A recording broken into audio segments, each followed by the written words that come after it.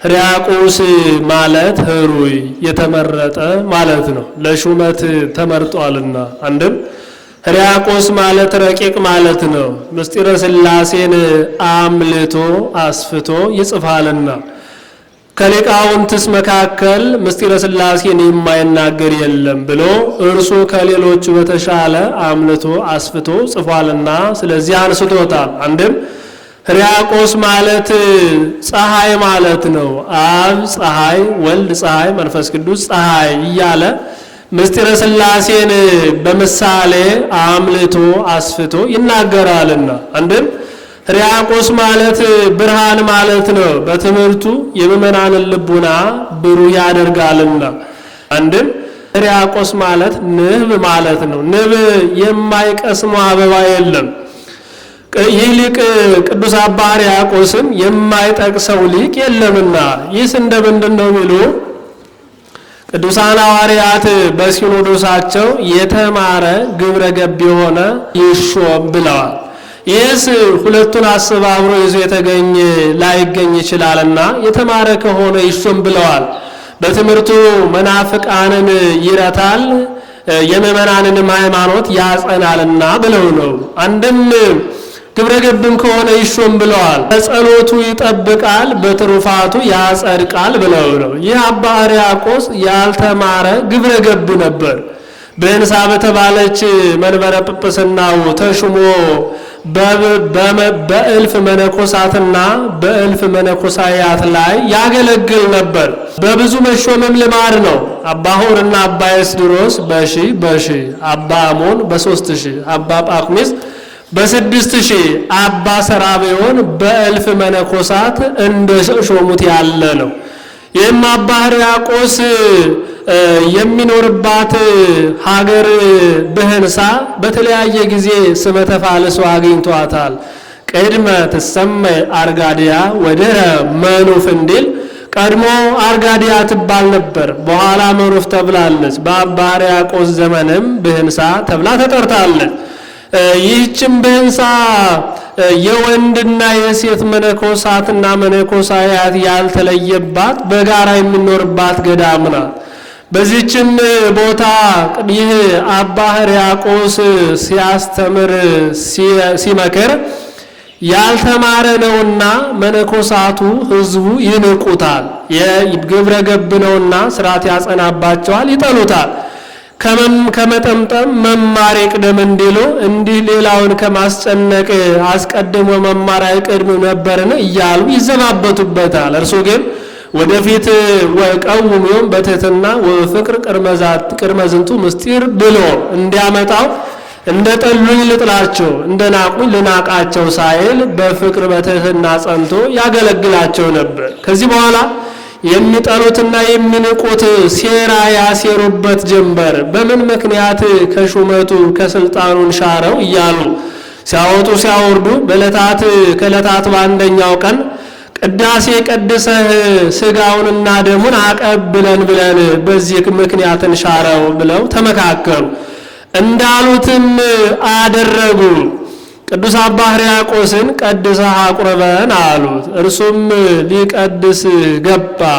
ስርዓቱን ጨርሶ ስርዓቱን ፈጽሞ ከፍሬ ቅዳሴው ሲደርስ ከሊቃውንት ቅዳሴ መካከል ከባዱን ሸካራውን ማንን እንስጠው እያሉ በክፋት ሲመካከሩ የቅዱስ አባ ሕርያቆስ ተምኔቱ እንደ ቅዱስ ኤፍሬም የእመቤቴ ምስጋናዋ እንደ ሰማይ ከዋክብት እንደ ምድር አሸዋ በዝቶልኝ እንደ ልብስ ለብሼው እንደ ምግብ ተመግቤው የሚል ነበርና እመቤታችን ቅድስት ድንግል ማርያም የነገሯትን የማትረሳ የለመኗትን የማትነሳ ናትና ተምኔቱን ፈጽማለት ወዲያው ሰተት አድርጎ ጎሳ ልቤ ቃለ ሰናይ ብሎ 3 ጊዜ መላልሶ ወይ እዚያኔ ንሰቦ እስከሚለው ድረስ ሰተት አድርጎ ደርሶታል። በዚህ ጊዜ የሚጠሉትና የሚንቁት የነገሩትን ቀለም እንኳ አከናውኖ መናገር የማይቻለው ይህ ኮልታፋ ዛሬስ አዲስ እንግዳ ድርሰት ደርሳለሁ ብሎ አገኝ አጣውን ይቀባጥራል ብለው አፍ ይዘውበታል። የሚወዱትና የሚያከብሩት ግን ከመንፈስ ቅዱስ ካልሆነ ከሩቅ ብእሲ እንዲህ አይነት ምስጢር ይገለጣልን? ይህማ የመንፈስ ቅዱስ ቢሆን ነው እንጂ ጽፈን ደጉሰነን ያዘው ብለው ተመካክረዋል፣ ተነጋግረዋል። በዚህ ጊዜ የሚጠሉትና የሚንቁት ማን ደረሰው ማን ተናገረው ብለን እንጽፈዋለን አሉ። የሚወዱትና የሚያከብሩትን መልሰው ምን ነው በሀገራችን ስርዓት ያለ አይደለምን? እንደ ስርዓቱ አድርገን አንይዘውምን አሏቸው። በሀገራቸው ምን አይነት ስርዓት አለ ቢሉ አዲስ እንግዳ ድርሰት የተደረሰ እንደሆነ ጽፈውና ደጉሰው ከእሳት ላይ ይጥሉታል። ከእሳት ሳይቃጠል በደህና ከወጣ ከውሃ ላይ ይጥሉታል። ከውሃውም ደህና ከወጣ ከህመምተኛ ከበሽተኛ ላይ ይጥሉታል። በሽተኛ ድዌ ከፈወሰ ደገኛ እውነተኛ በመንፈስ ቅዱስ የተገለጸ ምስጢር ነው ብለው ጽፈው ደጉሰው ይይዙታል። ከዚህ በኋላ እንዳሉት አድርገው የቅዱስ አባ ሕርያቆስን መጽሐፍ ይህንን ቅዳሴ ማርያም ጽፈውና ደጉሰው በአንድ ጥራዝ አድርገው ከእሳት ላይ ጣሉት። ከእሳቱ ብራናው ሳይቃጠል ሳይቀረብር በደህና ወጣ። ይህም አባ ሕርያቆስ ይህንን ቅዳሴ ማርያም የቀደሰበት የደረሰበት ዕለት የልደታ ዕለት ነው።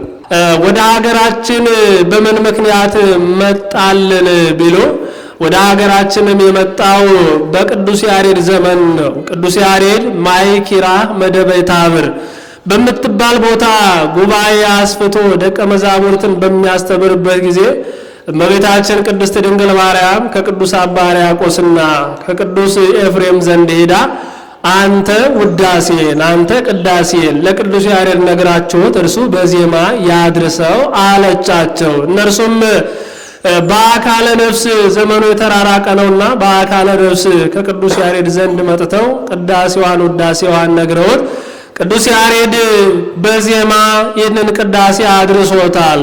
የቅዱስ ያሬድ የቅዳሴያት የዜማ መጀመሪያም ቅዳሴ ማርያም ነው። ከዚያው አያይዞ 13ቱን ቅዳሴያት በዜማ አድርሷቸዋል። ይሄው የሚታወቅ ዘንድ በቅዳሴ ማርያም ላይ ስራ ይበዛል። ከተከዚህ ወዲህስ ማን አመጣልን ቢሉ በአባ ሳሙኤል ምክንያት መጥቶልናል።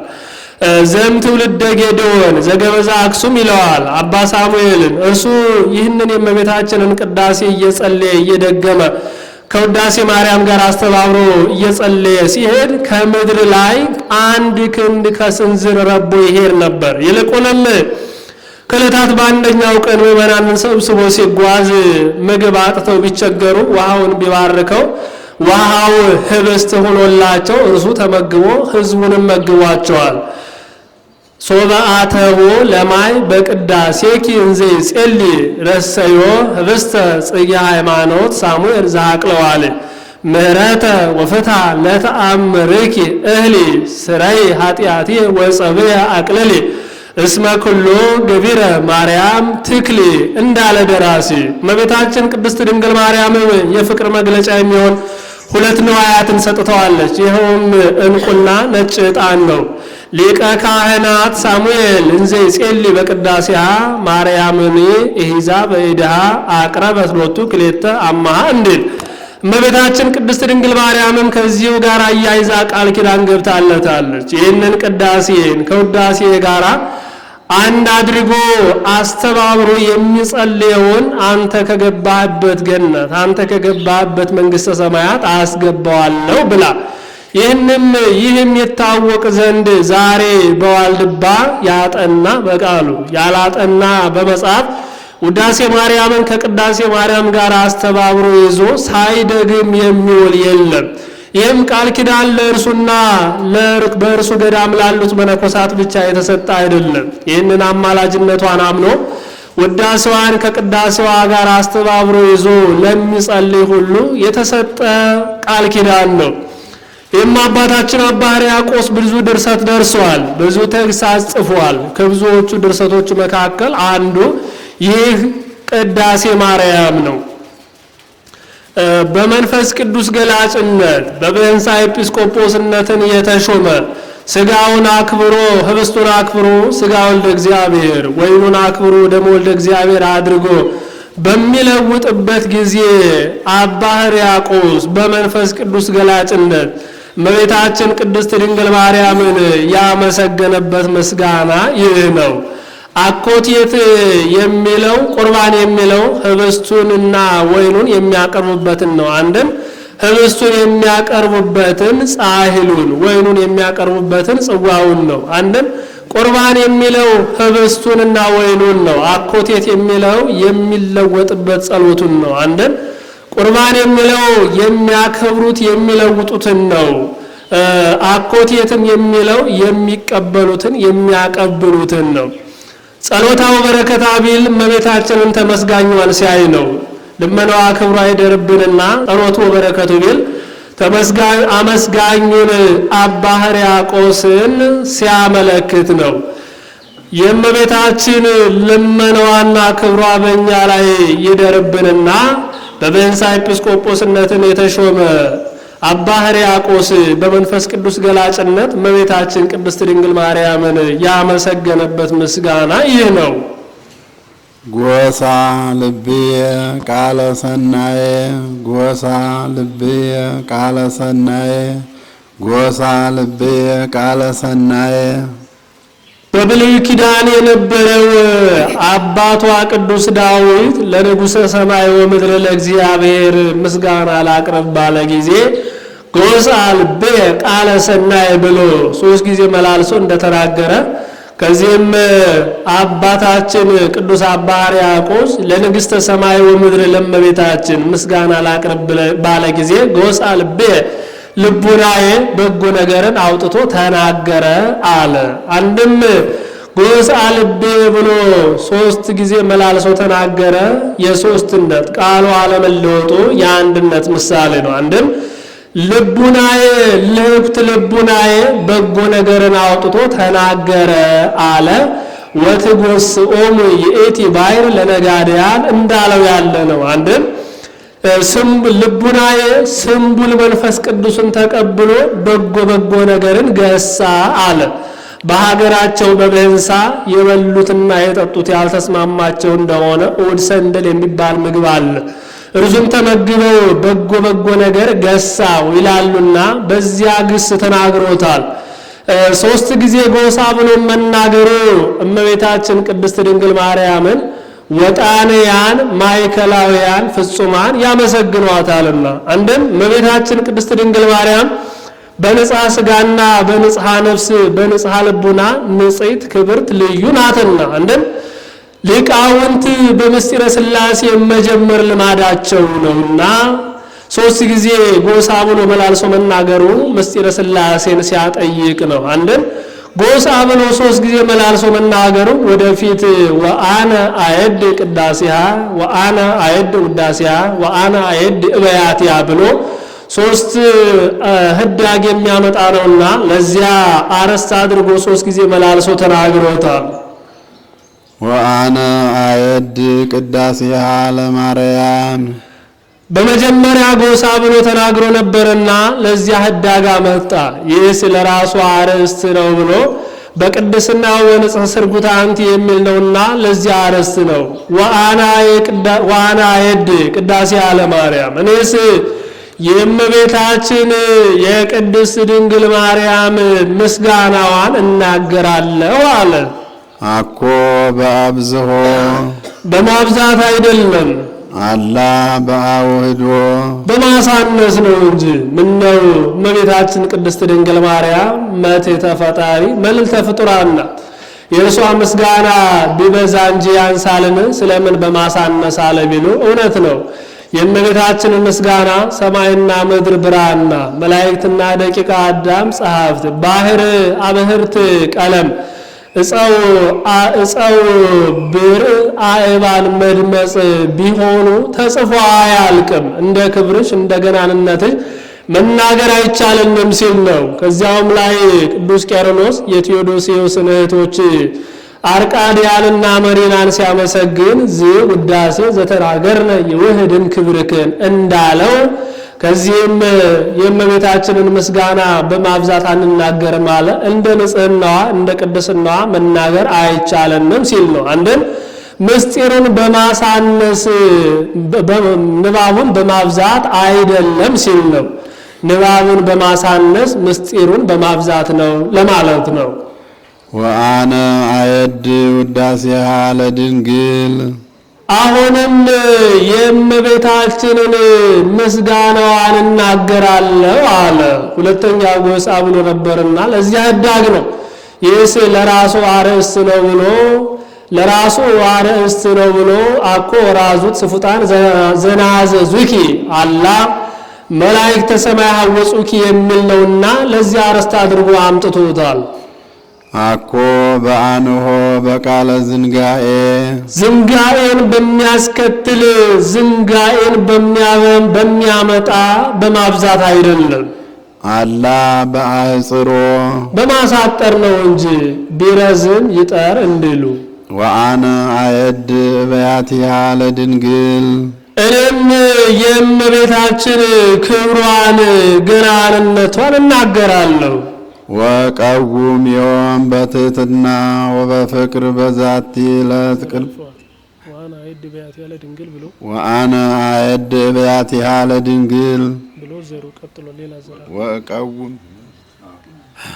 ወቀውም ዮም በትሕትና ወበፍቅር በዛቲ ዕለት ቅድመ ዝንቱ ምስጢር ግሩም ወቀውም ዮም ዛቲ ዕለት ያላት ቀድሶ ያቆረበባትን ዕለት ነው። እንደ ጠልኝ ልጥላቸው እንደ ናቁኝ ልናቃቸው ሳልል ግሩም በሚሆን በዚህ ምስጢር በተባለ በስጋውና በደሙ ፊት ጸንቼ እቆማለሁ አለ።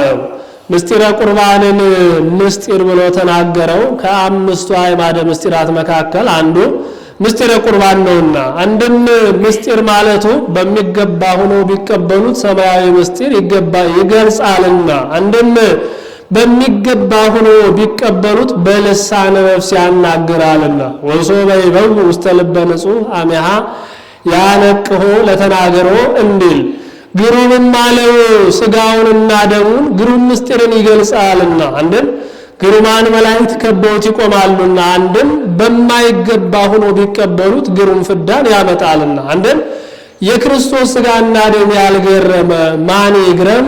አንድም የሚወደድ ሲል ነው። የተራእይ ግርማ ርእየቱ ለኤልያብ እንድል፣ አንድም ስጋውንና ደሙን ምስጢር ማለቱ ሲለወጥ ስለማይታወቅ ነው።